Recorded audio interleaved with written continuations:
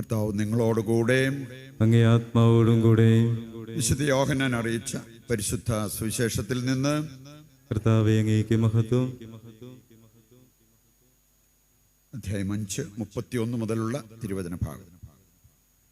അക്കാലത്ത് യേശു യഹൂദന്മാരോട് അരുൾ ചെയ്തു, ഞാൻ എന്നെക്കുറിച്ച് തന്നെ സാക്ഷ്യപ്പെടുത്തുന്നെങ്കിൽ എൻ്റെ സാക്ഷ്യം സത്യമല്ല.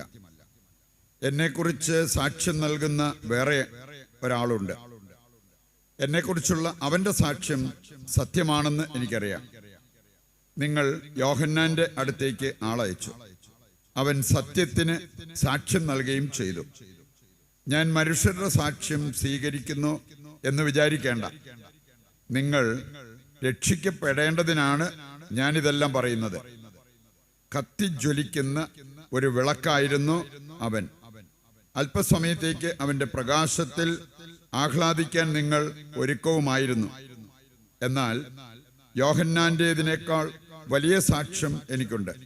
എന്തെന്നാൽ ഞാൻ പൂർത്തിയാക്കാനായി പിതാവ് എന്നെ അയച്ച ജോലികൾ, ഞാൻ ചെയ്തുകൊണ്ടിരിക്കുന്ന ജോലികൾ പിതാവാണ് എന്നെ അയച്ചതെന്ന് സാക്ഷ്യപ്പെടുത്തുന്നു. എന്നെ അയച്ച പിതാവ് തന്നെ എന്നെക്കുറിച്ച് സാക്ഷ്യപ്പെടുത്തിയിരിക്കുന്നു. അവിടുത്തെ സ്വരം നിങ്ങൾ ഒരിക്കലും കേട്ടിട്ടില്ല, രൂപം കണ്ടിട്ടുമില്ല. അവിടുന്ന് അയച്ചവനെ നിങ്ങൾ വിശ്വസിക്കാത്തത് കൊണ്ടാണ് അവിടുത്തെ വചനം നിങ്ങളിൽ വസിക്കുന്നില്ല. വിശുദ്ധ ലിഖിതങ്ങൾ നിങ്ങൾ പഠിക്കുന്നു, എന്നാൽ അവയിൽ നിത്യജീവനുണ്ടെന്ന് നിങ്ങൾ വിചാരിക്കുന്നു. അവ തന്നെയാണ് എന്നെക്കുറിച്ച് സാക്ഷ്യം നൽകുന്നത്. എന്നിട്ടും നിങ്ങൾക്ക് ജീവൻ ഉണ്ടാകേണ്ടതിന് എൻ്റെ അടുത്തേക്ക് വരാൻ നിങ്ങൾ വിസമ്മതിക്കുന്നു.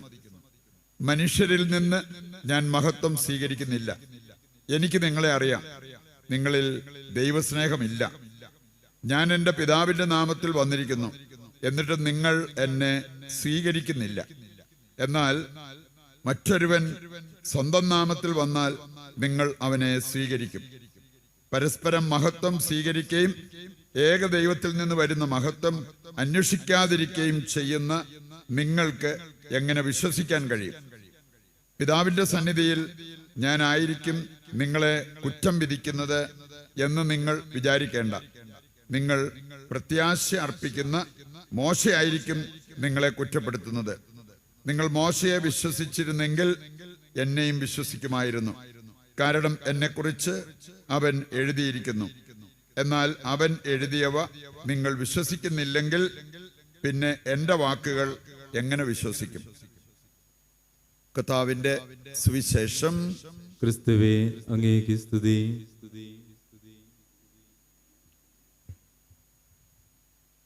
ഈശോയിൽ പ്രിയപ്പെട്ടവരെ, നമ്മൾ വായിച്ചു കേട്ട സുവിശേഷ ഭാഗം, അതുമായി ബന്ധപ്പെടുത്തി കാണാവുന്ന ഒരു വിശുദ്ധയാണ് ഇന്ന് തിരുസഭയിൽ നമ്മൾ പ്രത്യേകം അനുസ്മരിക്കുന്നത്, വിശുദ്ധ മറ്റിൽഡ. ഈ വിശുദ്ധയെ കുറിച്ച് ചിന്തിക്കുമ്പോൾ നമുക്ക് മനസ്സിലാകും, രാജകുമാരി, അപ്പൻ രാജാവായിരുന്നു. പിന്നീട് രാജ്ഞി, രാജാവിന്റെ ഭാര്യ. ഇങ്ങനെ ലോകത്ത് വലിയ സ്ഥാനത്തിരിക്കാൻ സാധിച്ച ഒരു വ്യക്തിയാണ്. പക്ഷെ നമ്മൾ കാണുന്നു, ലോകസുഖങ്ങളെ, ലോക നേട്ടങ്ങളെ നീർക്കുമളകളായി കണ്ട ഒരു വ്യക്തിയാണ് ഈ വിശുദ്ധ. അവർക്ക് സുഖമായി ഭക്ഷണം കഴിച്ച് സുഖമായി ഉറങ്ങി സുഖജീവിതം നയിക്കുക എന്നതിനേക്കാൾ അവർക്ക് സന്തോഷം നൽകിയ മറ്റു പല കാര്യങ്ങളുണ്ടായിരുന്നു. രോഗികളെ സന്ദർശിക്കുക, പാവങ്ങൾക്ക് ഭക്ഷണം കൊടുക്കുക, അറിവില്ലാത്തവരെ പഠിപ്പിക്കുക, ഇങ്ങനെയുള്ള കാര്യങ്ങളിൽ വ്യാപരിച്ച് അതിൽ സന്തോഷം കണ്ടെത്തിയ ഒരു വ്യക്തിയാണ് വിശുദ്ധ മറ്റിൽഡ. മറ്റൊരു രീതിയിൽ പറഞ്ഞാൽ, ലോകത്ത് ജീവിച്ചു, പക്ഷെ ലോകത്തിൻ്റെതായി ജീവിച്ചില്ല, ദൈവത്തിന്റെ സ്വന്തമായി ജീവിച്ചു. ഈ വിശുദ്ധയുടെ ജീവിതത്തിൽ നിറഞ്ഞു നിന്ന 3 പ്രധാനപ്പെട്ട കാര്യങ്ങള് ക്രിസ്ത്യാനികളായി നമ്മള്, സ്വർഗത്തിൽ പോകാൻ ആഗ്രഹിക്കുന്ന നമ്മള്, രക്ഷപ്പെടാൻ ആഗ്രഹിക്കുന്ന നമ്മള് ഹൃദയത്തോട് ചേർത്ത് പിടിക്കേണ്ട 3 കാര്യങ്ങളാണ്. ഒന്നാമത്തെ കാര്യം, അവൾ ദൈവത്തെ അറിഞ്ഞ് ജീവിച്ച വ്യക്തിയാണ്. ദൈവത്തെ അറിയുന്നത് സ്വർഗത്തിൽ പോകാൻ നമുക്ക് വളരെ അത്യാവശ്യമാണ്. അതുകൊണ്ടാണ് യോഹന്നാന്റെ സുവിശേഷം 17-ാം അധ്യായത്തിന്റെ 3-ാമത്തെ വചനം വായിച്ചാൽ അവിടെ പറഞ്ഞിട്ടുണ്ട്, ഏക സത്യ ദൈവമായ അവിടുത്തെയും അവിടുന്ന് അയച്ച യേശുക്രിസ്തുവിനെയും അറിയുക എന്നതാണ് നിത്യജീവൻ. നിത്യജീവൻ പ്രാപിക്കണമെങ്കിൽ ഈ അറിവ് വളരെ പ്രധാനപ്പെട്ടതാണ്. ഇത് അനിവാര്യമാണ്.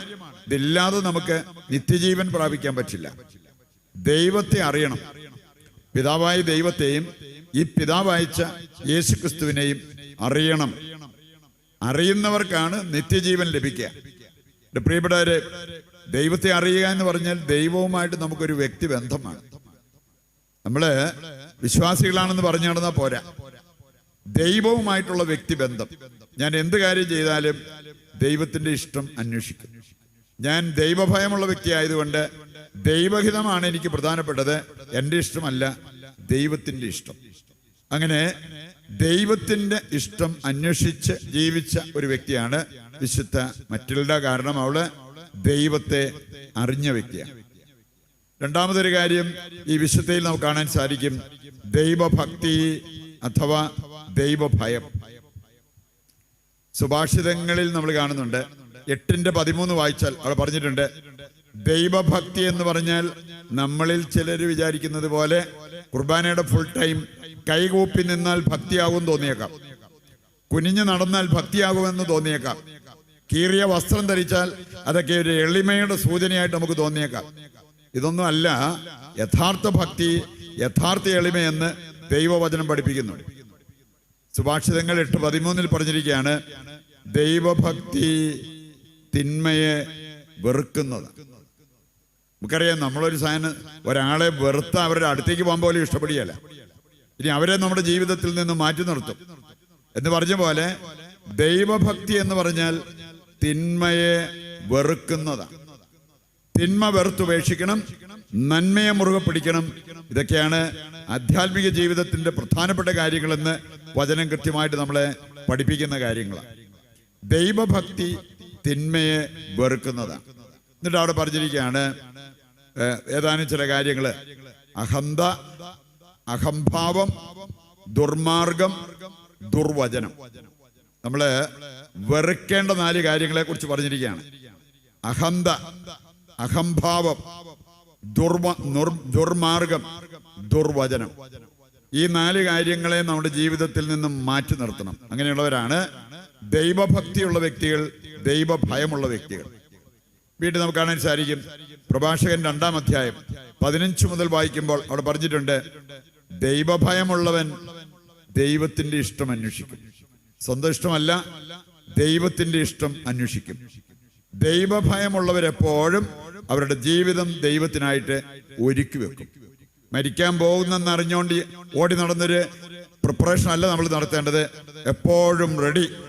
കർത്താവ് എന്നെ എപ്പം വിളിച്ചാലും ഞാൻ പോകാൻ റെഡിയാണ് എന്നുള്ള ആ ഒരു മനോഭാവത്തിൽ നമ്മൾ ജീവിക്കുന്നത്. പറയുന്നുണ്ട്, ദൈവഭയം, ദൈവഭക്തി, ഇതൊക്കെ ഏതൊരു ക്രിസ്ത്യാനിക്കും പ്രധാനപ്പെട്ട കാര്യമാണ്. അതെന്താണെന്ന് ഈ വിശുദ്ധ മെറ്റിൽഡായുടെ ജീവിതത്തിലേക്ക് നോക്കിയാൽ നമുക്ക് കാണാൻ പറ്റും. മൂന്നാമതൊരു കാര്യം അവരുടെ ജീവിതത്തിൽ നമ്മൾ കാണുന്നത് ചാരിറ്റി.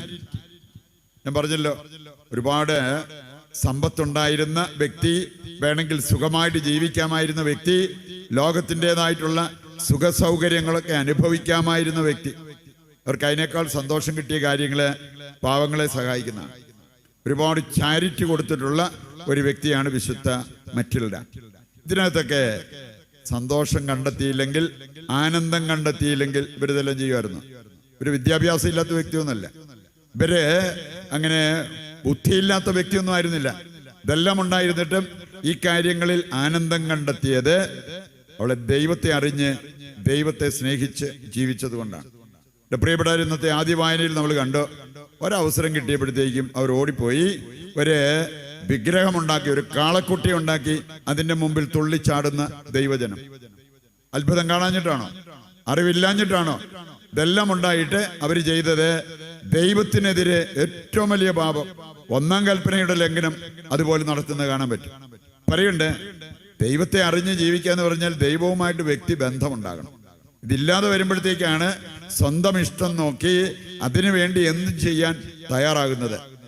ഇന്നത്തെ സുവിശേഷ ഭാഗത്ത് നമ്മൾ കണ്ടു, യേശു തന്നെ സ്നാപക യോഹന്നാന് സാക്ഷ്യം വഹിക്കുന്നത്. യേശുവിൽ അസൂയ എന്ന് പറയുന്നത് ഇല്ലായിരുന്നു എന്ന് നമുക്ക് ഇതിലൂടെ തിരിച്ചറിയാൻ പറ്റും. അതല്ലെങ്കിൽ മറ്റൊരാളെ ഇങ്ങനെ അംഗീകരിച്ച് പ്രശംസിച്ച് പറയേണ്ട ഒരു കാര്യമില്ലായിരുന്നു. അവൻ തന്നെ സ്നാപക യോഹന്നാനെ പ്രശംസിച്ച് പറയുകയാണ്, ഇവൻ കത്തുന്ന ഒരു വിളക്കാണ്, കത്തിജ്വലിക്കുന്ന ഒരു വിളക്കാണ്. ക്രിസ്ത്യാനികളുടെ ഒക്കെ ജീവിതം ശരിക്കും കത്തിജ്വലിക്കുന്ന വിളക്കായിട്ട് മാറേണ്ടതാണ്. ഇതില്ലാത്തത് കൊണ്ടാണ് സാത്താന് നമ്മുടെ ജീവിതത്തിൽ കയറി ഇറങ്ങാനും അതുപോലെ തന്നെ നമ്മുടെ ജീവിതത്തിലൂടെ നിരങ്ങി നടക്കാനൊക്കെ പറ്റുക. കത്തുന്ന ഒരു വിളക്കാണെങ്കിൽ, ആത്മീയ ജ്വലനമുള്ള ഒരു വിളക്കാണെങ്കിൽ സാത്താൻ ഇത് ചെയ്യാൻ സാധ്യമല്ല. അവനെ നമ്മൾ ഒരു വിധത്തിലും പേടിക്കേണ്ട ആവശ്യമില്ല. പ്രിയപ്പെട്ടവരെ, യഥാർത്ഥ ക്രിസ്തീയ ജീവിതം നയിക്കാൻ നമുക്ക് ആവശ്യമായിട്ടുള്ള കാര്യങ്ങളാണ് ഈ വചനഭാഗങ്ങൾ നമുക്ക് തരുന്നത്. അതുപോലെ ഇന്നത്തെ വിശുദ്ധ തൻ്റെ ജീവിതം കൊണ്ട് വിളിച്ചു പറയുന്നത്. ഇതെല്ലാം പഠിച്ച് അതിൻ്റെ വെളിച്ചത്തിൽ ജീവിക്കുന്ന യഥാർത്ഥ ക്രിസ്തു ശിഷ്യരാകുവാൻ കൃപ നൽകണമേ, അനുഗ്രഹം നൽകണമേ എന്ന് ഇന്നത്തെ ബലിയിൽ ദൈവത്തോട് നമുക്ക് പ്രത്യേകം പ്രാർത്ഥിക്കുകയും ചെയ്യാം.